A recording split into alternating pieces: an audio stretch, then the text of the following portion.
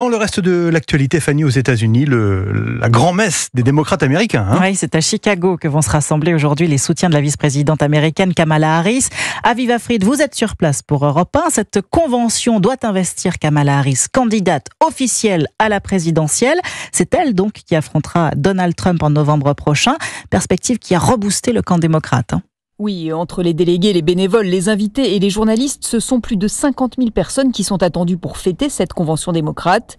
Et Kate Gallego, la maire de la ville de Phoenix en Arizona, qui vient tout juste d'atterrir, a du mal à contenir sa joie. Je suis ici pour un moment historique.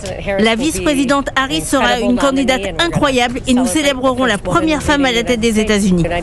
Mais avant cela, le parti va dire au revoir à Joe Biden. Le président doit s'adresser à la convention ce soir. Un moment sans doute un peu doux amer pour lui, alors que l'événement était censé lui offrir une nouvelle nomination.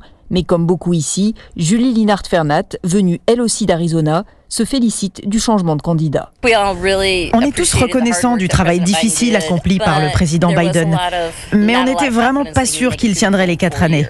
Et le changement d'énergie est extraordinaire. Une convention regonflée à bloc portée par des sondages très favorables à la candidate et qui devrait accueillir également les anciens présidents Clinton et Obama. Et il se murmure ici que Beyoncé pourrait faire une apparition. Aviva Fried, envoyée spéciale d'Europe 1 à Chicago, qui aura peut-être le plaisir donc de croiser Beyoncé lors de cette convention démocrate.